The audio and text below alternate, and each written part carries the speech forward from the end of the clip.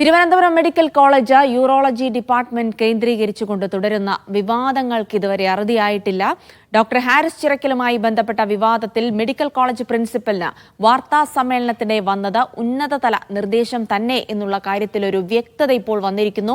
Call വന്നപ്പോൾ പ്രിൻസിപ്പലിന്റെ ഫോണിൽ തെളിഞ്ഞ ചിത്രം DME ഡോക്ടർ വിശ്വനാഥന്റേതാണ്. ഇത് വ്യക്തമാക്കുന്ന ദൃശ്യങ്ങൾ പുറത്തുവന്നു. ഡോക്ടർ ഹാരിസിനെതിരെ നടപടിയുണ്ടാകില്ല എന്ന് സംഘടനാ പ്രതിനിധികൾക്ക് മന്ത്രി ഉറപ്പ് കൊടുത്തതായാണ് വിവരം.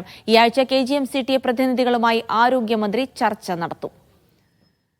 സനിസ ശോഭാചന്ദ്രൻ വിവരങ്ങൾ നൽകും. സനിസ, ഇപ്പോൾ ചൂടുപിടിച്ച് നടക്കുന്ന ചർച്ച അത് തന്നെയായിരുന്നു. കഴിഞ്ഞ ദിവസം നടത്തിയ സൂപ്രണ്ട് ഒപ്പം തന്നെ പ്രിൻസിപ്പളും നടത്തിയ വാർത്താ സമ്മേളനത്തിനിടെ ഒരു ഫോൺ കോൾ വരികയും അതിനുശേഷം ആ അന്വേഷണ റിപ്പോർട്ട് വായിക്കുകയും ചെയ്തു. അത് ആരുടെ നിർദ്ദേശപ്രകാരം ചെയ്തതായിരുന്നു എന്ന് തന്നെ വ്യക്തമായിരുന്നു. അപ്പോൾ ആരാണ് ആ ഫോൺ ചെയ്തത് എന്നുള്ള കാര്യത്തിൽ ഒരു വ്യക്തത വന്നിരിക്കുന്നത് DME ഡോക്ടർ വിശ്വനാഥനാണ് എന്നുള്ള കാര്യത്തിൽ. അദ്ദേഹം ഈ പറയുന്ന കാര്യങ്ങളൊക്കെ അദ്ദേഹം നിഷേധിച്ചുകൊണ്ട് മീഡിയ വണ്ണോട് പ്രതികരിക്കുകയും ചെയ്തിരിക്കുന്നു. പക്ഷേ ഇതിലേറ്റവും പ്രധാനപ്പെട്ട കാര്യം ആരോഗ്യവകുപ്പ് ഡോക്ടർ ഹാരിസിനെ പ്രതിക്കൂട്ടിൽ നിർത്താൻ ഒരു വശത്ത് കിണഞ്ഞു ശ്രമിക്കുന്നു.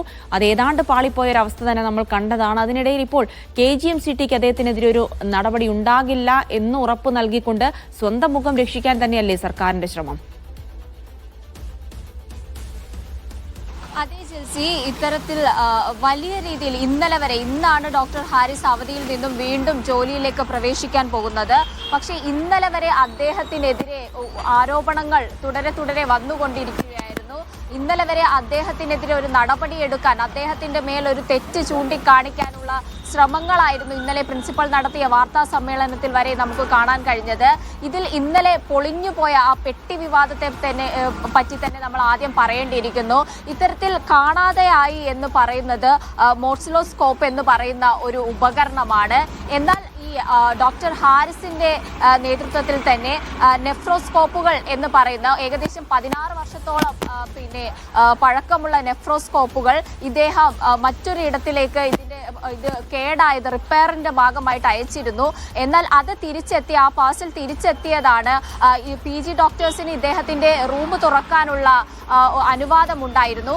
ഇത്തരത്തിൽ ആ തിരിച്ചെത്തിയ പാർസൽ കണ്ടിട്ടാണ് ഇത് മോർസിലോസ്കോപ്പ് ആണെന്ന് തെറ്റിദ്ധരിച്ചിട്ടാണ് ഡോക്ടർ ഹാരിസിനെതിരെ ഈ പെട്ടി വിവാദം, അത്തരത്തിലൊരു വലിയൊരു ആരോപണം ഉന്നയിച്ചത്. എന്നാൽ ഈ വിവാദവും പൊളിയുകയായിരുന്നു. ഇന്നലെ നടത്തിയ വാർത്താ സമ്മേളനത്തിൽ ഡോക്ടർ ഹാരിസിനെ കൊടുക്കാൻ ഉപയോഗിച്ച ഏറ്റവും വലിയ ഒരു ആരോപണമായിരുന്നു ഇത്. പക്ഷേ ഇതും ഡോക്ടർ ഹാരിസിനെതിരെ ഉന്നയിച്ച മറ്റ് എല്ലാ വിവാദങ്ങൾ പോലെ പൊളിയുകയായിരുന്നു. എല്ലാ ആരോപണങ്ങൾ പോലെ പൊളിയുകയായിരുന്നു.